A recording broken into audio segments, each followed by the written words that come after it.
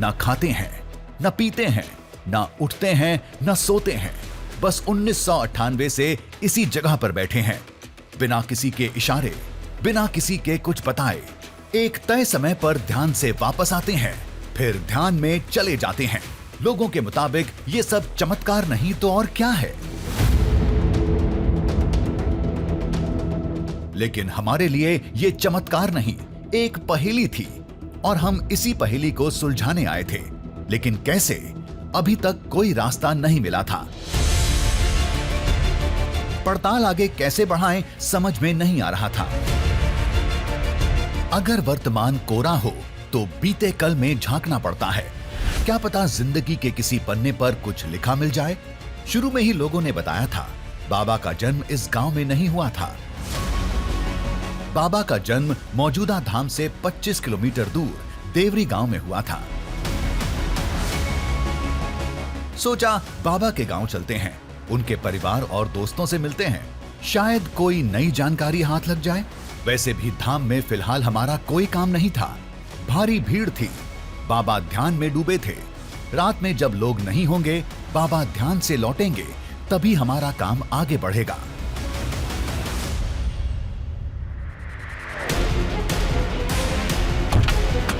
तब तक इनके गांव से होकर आते हैं, जहां इनका बचपन बीता था। वहां की कहानियां भी किसी चमत्कार से कम नहीं। बताया जाता है कि बाल सत्यनारायण की जबान से पहला शब्द ओम निकला था। जब 3 साल के हुए तो ओम नमः शिवाय का जाप करने लगे। जब स्कूल में पढ़ना लिखना शुरू किया तो पूरे गांव के दरवाजों पर भगवान शिव की तस्वीरें बनाने लगे।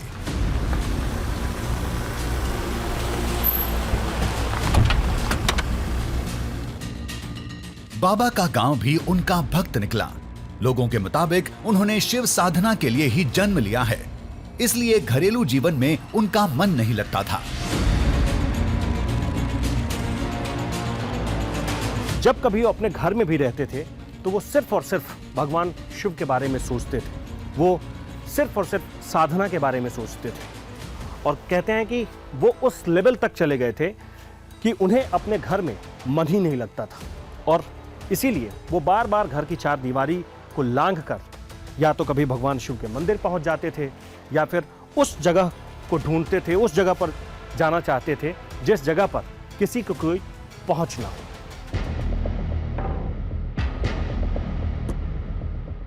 बाबा के घर पहुंचे तो सबसे पहला सामना उनकी मां से हुआ, जो बरगद की जड़ जैसी अपनी लंबी जटा को सुखा रही थी।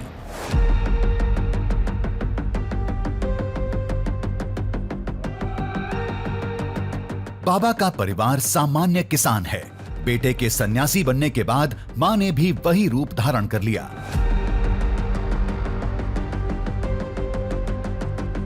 आज भी इस मां को वो दिन याद है जब 7वीं में पढ़ने वाला घर का बड़ा बेटा अचानक घर छोड़कर चला गया। बढ़िया पढ़त लिखत रहीन बेटा, 6वीं पास हो रहीन, 7वीं क्लास पढ़त रहीन और अचानक होई से बिना बताए खेलत बुलत रहीन। कौन समय भगवान पकड़ीन ना तब निकल के चले गिन। बाद में 4-5 बजे के छुट्टी होते स्कूलिया बन के, तो हम लड़का नहीं ऐसे आके हम खोजे बल लगिन। 3 दिन तक ले खोजेन। अब बाद में 2-3 दिन के बाद में ना पता चलत गिस ना, तब जाके देखें खबर पाइन था कोसम नारा यहाँ 20 किलोमीटर दूर है। बाबा जी जाके वहाँ तपस्या में लग गए। वहाँ उस जगह के बारे में किसी ने तो बताया होगा बाबा जी? नहीं बेटा, अचानक वैसे बाद में खोजत गए हैं ना, 2-3 दिन के बाद में तब देखे हैं ओकरा। वो वक्त बाबा के बचपन के दोस्तों को भी याद है जो उन्हें वापस लाने गए थे, लेकिन वहां का नजारा देख उल्टे पांव लौट आए। उस दिन मैं और बाबा जी के मामा जी दोनों गए थे। एक जन वहाँ रायगढ़ से आया जो यहाँ राजू नगर का है, वो बताने आया कि डूमरपाली का एक ठो बालक वहाँ बैठा है जीप काट के। फिर मैं और बाबा जी के मामा जी ना दोनों साइकिल से गए। उस समय रोड भी नहीं बना था, ऐसे पटरी के किनारे किनारे।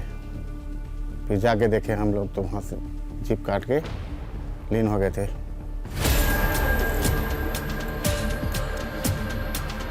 यहाँ बाबा के बारे में एक नई बात पता चली। वो आश्रम बाबा की पहली साधना स्थली नहीं है। जब वो छठी कक्षा में थे तब उन्होंने अपने गांव के इस छोटे शिव मंदिर में खुद को 7 दिन के लिए बंद कर लिया था। छठ में पढ़त रही तो 7 दिन रही बेटा गांव के तालाब के मंदिर में। 7 दिन वहाँ परन परे रही। यहीं से चले गए थे घर हाँ, से? घर से चले गई, पूजा पाठ करके आगे रही। अब फिर खेलत बुलत रही कौन समय, फिर गांव के मंदिर में जाके बंद करके रही 7 दिन ले। मंदिर को बंद कर दिया था? हाँ, मंदिर दरवाजा बंद करके अंदर में रही 7 दिन ले। छठ में पढ़त रही तब मोर बेटा। बताते हैं 7 दिन की साधना के बाद जब बाबा बाहर निकले तो वो पूरी तरह बदल चुके थे। बच्चों वाली सारी हरकतें बंद थीं, केवल ओम नमः शिवाय का जाप करते थे। उस समय तो घर जाने से भी मना कर दिया था। बाद में उन्हें बहुत समझाने की कोशिश की गई, उन्हें मनाने की कोशिश की गई। आखिरकार वो माने भी।